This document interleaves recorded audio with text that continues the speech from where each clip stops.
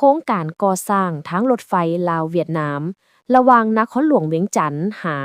ฮาติ่งจะเริ่มลงมือก่อสร้างในปี 2026 และเปิดนำไส้ในปี 2030 โครงการก่อสร้างทางรถไฟลาวเวียดนามนครหลวงเวียงจันทน์หาแขวงฮาติ่งจะเริ่มลงมือก่อสร้างในปี 2026 ที่จะมาถึงนี้มาฮอดปัจจุบันฝ่ายลาวได้สำเร็จในการระดมทุนการสำรวจศึกษาออกแบบและการศึกษาสิ่งแวดล้อมแล้ว 90% คาดว่าการก่อสร้างจะสำเร็จและเปิดนำไส้ในปี 2030 ในขณะที่ฝ่ายเวียดนามจะเริ่มลงมือก่อสร้างในปี 2027 ท่านจันทรสิทธิไซผู้อำนวยการใหญ่และผู้ก่อตั้งบริษัทปิโตรเลียมเทรดดิ้งลาวมหาชนให้สัมภาษณ์ต่อสื่อมวลชนในโอกาสเข้าร่วมกองประชุมส่งเสริมการลงทุนลาวเวียดนามในวันที่ 3 ธันวาคม 2025 นี้ว่า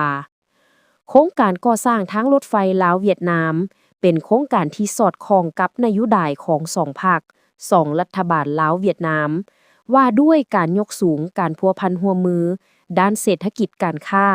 รวมไปถึงการขนส่งโลจิสติกทั้งเป็นโครงการยุทธศาสตร์ว่าด้วยการหันประเทศลาวจากประเทศบ่มีทางออกสู่ทะเลกลายเป็นประเทศเชื่อมโยงเชื่อมโจทย์การขนส่งการค้าและอื่นๆมาฮอกปัจจุบันฝ่ายลาวได้สำเร็จในการระดมทุนการสำรวจศึกษาออกแบบและการศึกษาสิ่งแวดล้อมแล้ว 90% ซึ่งจะเริ่มลงมือก่อสร้างในปี 2026 ส่วนฝ่ายเวียดนามแม้นอยู่ในขั้นตอนการศึกษาทางด้านเศรษฐกิจและการออกแบบเบื้องต้น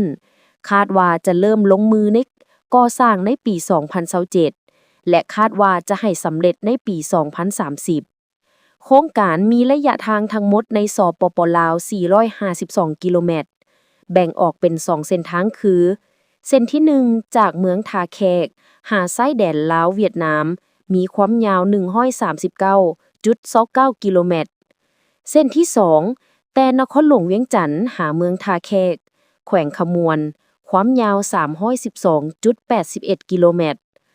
ส่วนเส้นทางของโครงการในฝากสสเวียดนามยาวประมาณ 121 กิโลเมตรภายหลังโครงการทางรถไฟลาวเวียดนามสำเร็จและเปิดให้บริการจะอำนวยความสะดวกในด้านต่างๆให้แก่ประชาชนของ2ประเทศลาวเวียดนามได้ไปมาหาสู่ซึ่งกันและกันอย่างสะดวกสบายว่องไวประหยัดเวลาและปลอดภัยทั้งอำนวยความสะดวกให้แก่การขนส่งสินค้าระหว่างลาวเวียดนามตื่มอีก